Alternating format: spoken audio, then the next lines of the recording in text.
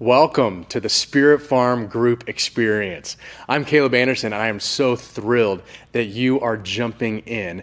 Whether this is your first experience with me or with Spirit Farm, whether or not this is your first experience in a small group, well done.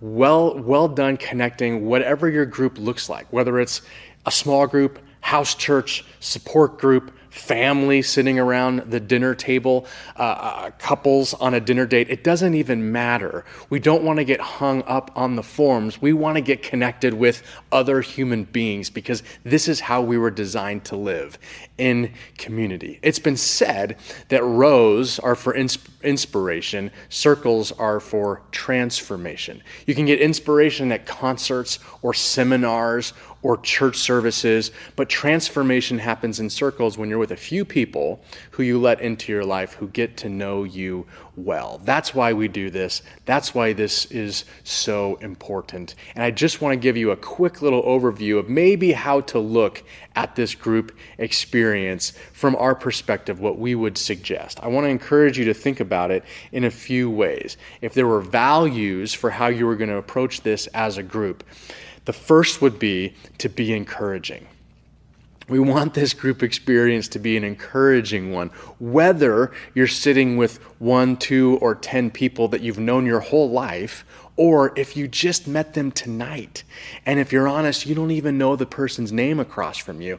We still want this to be a safe, encouraging atmosphere. You're not trying to teach, you're certainly not trying to shame or to fix, but to encourage. There's this verse that I find helpful in a letter called Hebrews that was passed around to people trying to figure out what it meant to follow Jesus in this crazy first century. And it says this: let us consider how we may spur one another on. So encourage one another, inspire one another toward love and good deeds. Let us not give up meeting together as some are in the habit of doing, but encourage one another. And all the more as we see the day approaching, all the more as this life and this journey play out. Now, encouragement is at the core, it's at the center, inspiring one another to be who we were meant to be, to follow this God, to connect with each other. That's at the foundation. Be encouraging. The second thing would be committed.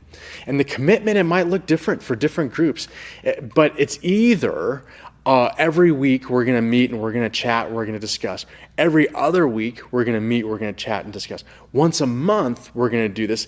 But whatever it looks like, find a rhythm and commit to it.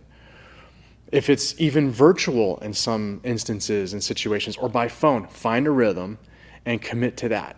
At least these first 5, these are what we call, the next videos you're going to watch, are our first 5, where we encourage every group to start. And at least find a commitment and a rhythm that you test for those 5 sessions. And then go from there. Be flexible, figure it out on your own, what works in your family, what works in your group context. Be encouraging, be committed. The third thing is filter through love. If you're going to have a lens, if you're going to have a filter through love. Not necessarily your past experience or that everyone has to have the exact same theological beliefs and stances on doctrine and relationship with God and spiritual. We're all on a different spiritual journey.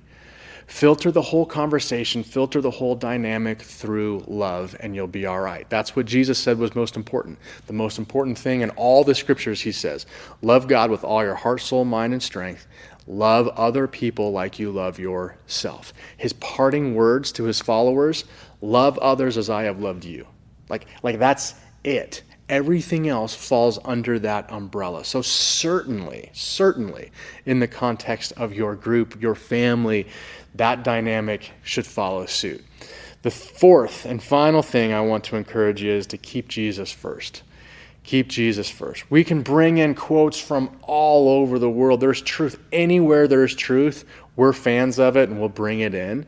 But we're going to filter through love and we're going to keep Jesus at the forefront. Because if Jesus was the God of the universe in skin, we should pay attention to what he said and to how he lived. And the rest of Scripture points to Jesus. And we're going to look at the rest of Scripture. We're going to look at all truth in life wherever you find it, the sciences, other experiences. We're going to filter that through our experience with Jesus. So those will be the 4 values. After you've done that, you've committed to be encouraging, found a commitment, a rhythm, you're going to filter through love and you're going to keep Jesus first. Have fun. Enjoy this process. Enjoy this journey. Get to know the people that you're with. Learn stories and make it a great experience for everybody. I look forward to seeing you in the next video.